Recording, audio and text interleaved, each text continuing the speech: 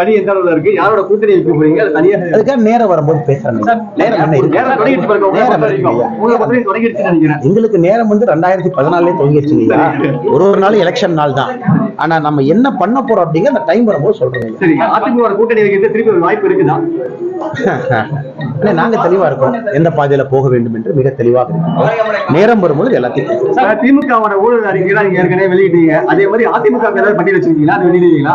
பத்திரிகை நண்பர்கள் நீங்களும் கொஞ்சம் ஊழல் அறிக்கையை வெளியிடுவீங்கன்னு காத்துக்கிட்டே இருக்கேன். நானும் 3 வருஷமா ஒரு பத்திரிகை நண்பர் கூட ஒண்ணும் வெளியில்ல, அண்ணாமலை மட்டும் வெளியிட்டுக்கிட்டே இருக்கிறேன்.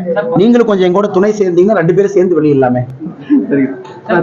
வீடு கட்டும் திட்டம் வந்து இப்போ கடந்த 1 வருஷமா செயல்படாமலே இருக்கு, அது திருப்பி இந்த முன்னாடி அறிவிக்கப்படும். குறிப்பா இல்ல செயல்பட்டுக்கிட்டு இருக்கு. குறிப்பா தமிழக அரசு வந்து முட்டுக்கட்டை போடுறாங்க. அதற்கு வந்து பிரதமருடைய குறிப்பாக இந்த ஆவாஸ் யோஜனா வீடு கட்டக்கூடிய திட்டத்திற்கு ஏகப்பட்ட முட்டுக்கட்டை போட்டிருக்காங்க. குறிப்பா பணம் வந்து அக்கௌண்ட்ல கிரெடிட் ஆகிறதுல இருந்து பல பிரச்சனைகள் இருக்கு.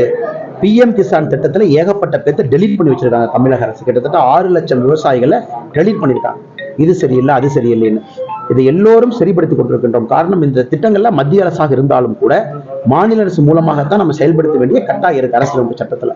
குறிப்பா பிரதமருடைய வீடு வசதி திட்டமும் நம்ம கட்டிக்கக்கூடிய ஆவாஸ் யோஜனா திட்டமும் PM கிசான் சம்மான் நிதி, அதாவது விவசாய பெருமக்களுக்கான கௌரவ நிதி திட்டமே தமிழ்நாட்டுல மாநில அரசு தலைகீழாக நின்று அதை தடுப்பதற்கு முயற்சி எடுத்துக் கொண்டிருக்கிறார். எல்லாம் கிளியர் ஆயிடுச்சு, தீபாவளி அப்ப எல்லாம் கிளியர் ஆயிடுச்சு. அதாவது தமிழ்நாடு அரசை பொறுத்தவரை மத்திய அரசு பட்ஜெட்ல எவ்வளவு ஒதுக்கி இருந்தாங்களோ அதை விட அதிகமா செலவு பண்ணியிருந்தாங்க 100 நாள் வேலைவாய்ப்பு திட்டத்திற்கு. அதையும் தீபாவளி நாள் என்று மொத்தமா எல்லாம் கிளியர் பண்ணி கொடுத்தாச்சுங்க. பெண்டிங் எதுவும் இல்லைங்க. ஐயா கொஞ்சம் சத்தமா சொல்லுங்க.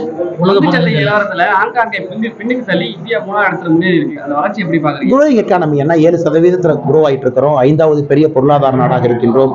குறிப்பாக சிறு குறு நம்மை போன்ற இந்த ஸ்மால் ஆவரேஜ் மீடியம் இன்கம் இருக்கக்கூடிய நாம் எல்லாம் ஸ்டாக் மார்க்கெட்ல இன்வெஸ்ட் பண்ண ஆரம்பிச்சிருக்கோம்.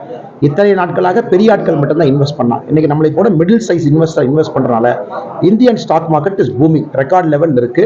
ஸ்டாக் மார்க்கெட் வந்து நம்முடைய பொருளாதார நிலைமையை ரிஃப்ளெக்ட் பண்ணுது, ஃபியூச்சர் பொருளாதார நிலைமையை ரிஃப்ளெக்ட் பண்ணு. அதனாலதான் ரொம்ப பாயன்சியா இருக்குன்னா. அதனால் வருகின்ற காலத்துல ஹாங்காங் மட்டுமல்ல, ஹாங்காங் பொறுத்த வரைக்கும் இன்டர்நேஷனல் லிஸ்டிங் நிறைய நடக்குது. அதனால அது பெரிய ஒரு ஹாங்காங் ஸ்டாக் எக்ஸ்சேஞ்ச் வந்து பெரிய ஒரு இதா தெரியுதுங்கன்னா.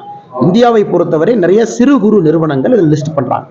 ஸோ இந்த இந்தியன் ஸ்டாக் மார்க்கெட்டுடைய வெற்றியை பார்த்தீங்கன்னா ஒரு திருப்பூர்ல இருக்கிற, கோயம்புத்தூர்ல இருக்கிற, சென்னையில் இருக்கிற, தூத்துக்குடியில் இருக்கக்கூடிய நிறுவனங்கள்லாம் இந்தியன் ஸ்டாக் மார்க்கெட்ல லிஸ்ட் ஆகி பொதுமக்கள்கிட்ட இருந்து பணத்தை வாங்கி அதன் மூலமாக கம்பெனியை விஸ்தாரம் பண்ணி பொதுமக்களுக்கும் ரிட்டர்ன்ஸ் கொடுக்குறாங்க. அதுதான் இந்திய பங்குச்சந்தையினுடைய வெற்றி.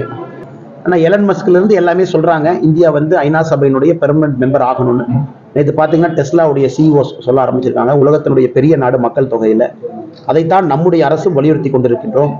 ஐநா சபையில குறிப்பா ரிஃபார்ம்ஸ் நடக்கணும்னு நம்ம பேசுறோம். நிச்சயமாக நடக்கும், அது எந்த மாற்று கருத்தும் இல்லை. நடக்கும் பொழுது மிக விரைவில் நடக்கும் பொழுது, ஏன்னா இன்னைக்கு வந்து UN is not reflecting the global reality.